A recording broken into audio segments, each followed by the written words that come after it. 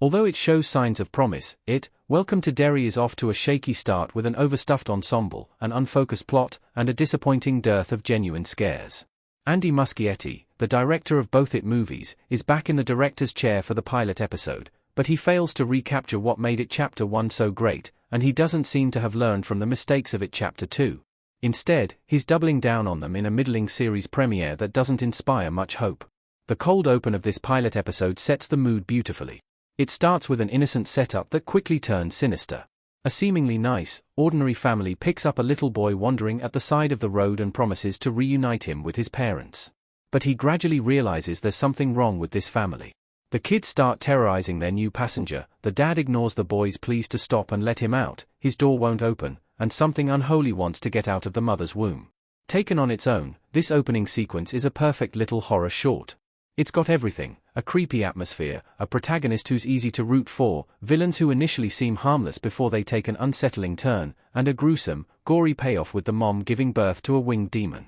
But the episode that follows doesn't live up to the promise of that disturbing opener. Welcome to Derry looks amazing, but it's let down by its writing. The pilot was written by the mastermind behind Argyll. Welcome to Derry looks amazing. The costumes, production design, and needle drops on the soundtrack establish the period setting. We're fully immersed in the nostalgic Americana of 1962, with the disconcerting underpinnings of racism, bullying, and a general disregard for children's safety. The light-hearted melodies of Joyce Harris and Nelson Riddle juxtapose brilliantly with the horrors on screen. And there are some wonderful actors in the ensemble, from seasoned pros like James Remar to young up-and-comers like Clara Stack and Mikkel Karimfeidler that he shows biggest problems are with the writing. This pilot was written by Jason Fuchs, whose previous writing credits, from The Muddled Pan to The Interminable Argyll, speak for themselves. Welcome to Derry, much like Stephen King's original novel, has a huge ensemble cast, but it might be a little too big. The series feels unfocused as it jumps around all these seemingly disconnected characters. It works best when it focuses on the group of kids trying to find their missing friend and contending with supernatural forces.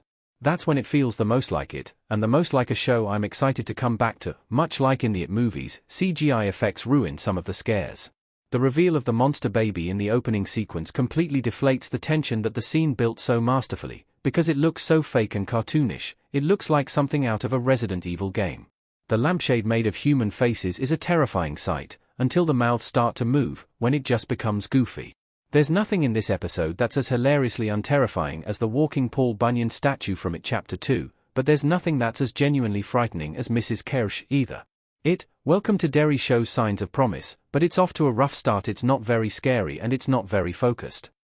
Welcome to Derry's first episode is a mixed bag. It has promising signs of a great horror series, the eerie atmosphere is palpable, the production design brings 1960s Maine to life, and there are some fabulous young actors who all share strong on-screen chemistry, but so far, it's much more at Chapter 2 than at Chapter 1. It's not very scary, it's not very focused, and I'm not especially inclined to see where it goes next.